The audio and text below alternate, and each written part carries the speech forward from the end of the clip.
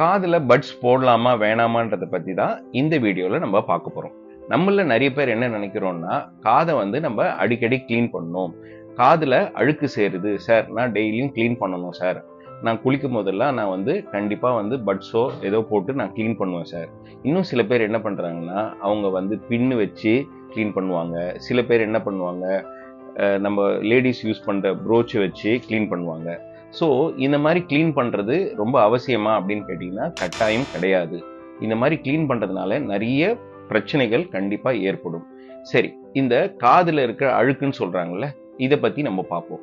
அதாவது இந்த காதுல இருக்கிற அழுக்குன்றது வந்து பாத்தீங்கன்னா நம்ம வந்து என்ன சொல்றோம் அப்படின்னா அது வேக்ஸ், செருமன் சொல்லுவோம். சரி, இந்த வேக்ஸ்ன்றது வந்து உண்மையிலேயே அழுக்கா அப்படின்னா கிடையவே கிடையாது. ஆக்சுவலா வந்து இந்த வேக்ஸ்ன்றது வந்து நம்ம உடம்புலயே வந்து செக்ரீட் ஆகுது. அதாவது நம்ம காதுக்கு செக்ரீட் ஆகுற ஒரு விஷயம்தான். அந்த இது எதுக்கு செக்ரீட் ஆகுது அப்படின்னா நம்ம காதை ப்ரொடெக்ட் பண்றதுக்காக செக்ரீட் ஆகுது. என்ன மாதிரி ப்ரொடெக்ஷன் பண்ணுது அப்படின்னா, நம்ம காதுக்குள்ள ஒரு இன்செக்ட்ஸோ பிளஸ் டஸ்ட் இந்த மாதிரி விஷயங்கள் எல்லாம் ஃபில்டர் பண்றதுக்காக செக்ரீட் ஆகுற ஒரு விஷயம்தான் இந்த வேக்ஸ். அண்ட் அதே நேரங்களில் காது தான் வந்து தன்னைத்தானே சுத்தம் பண்ணிக்கக்கூடிய ஒரு ஆர்கன். ஸோ அதனால நீங்க கிளீன் பண்ண வேண்டிய அவசியம் கிடையவே கிடையாது. அண்ட் நம்ம என்ன பண்றோம்னா அதை அழுக்குன்னு கன்சிடர் பண்ணி அதை நம்ம கிளீன் பண்றோம்னு நம்ம போய் நம்ம என்ன பண்றோம்னா பட்ஸ் யூஸ் பண்றோம்.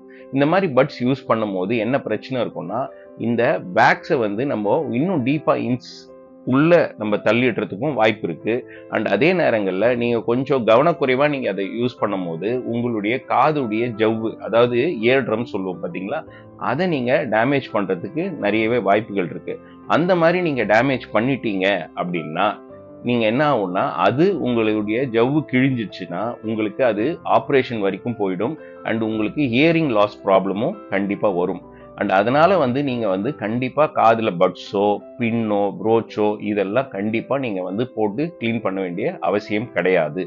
சப்போஸ் எனக்கு இல்ல சார், ஒரே காது வந்து ஒரே அடைச்ச மாதிரி இருக்கு, எனக்கு காது சரியா கேட்க மாட்டேங்குது, எனக்கு காது வலிக்குது அப்படின்னு இருந்தா நீங்க எதுவும் பண்ணாம அருகில் இருக்கிற டாக்டரை போய் கன்சல்ட் பண்ணீங்கன்னா அவரு உங்க காதை செக் பண்ணி அந்த வேக்ஸ் இருந்துச்சுன்னா, அது ரொம்பவே வந்து ஹார்டா இம்பாக்ட் ஆகி இருந்துச்சுன்னா அவரு அதை கிளீன் பண்ணி எடுப்பாரு.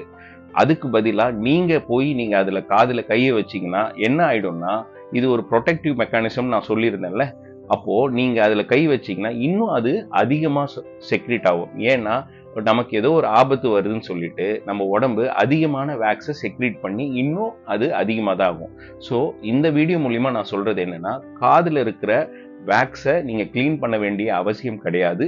இன்கேஸ் உங்களுக்கு அது பிரச்சனைகள் ஏதேனும் ஏற்பட்டதுன்னா நீங்க அருகில் இருக்கிற டாக்டர் போய் பார்த்து அவர் மூலியமா தான் இந்த காதுடைய வேக்ஸை கிளீன் பண்ணிக்கணும்ன்றது தான் என்னுடைய தாழ்மையான வேண்டுகோள்.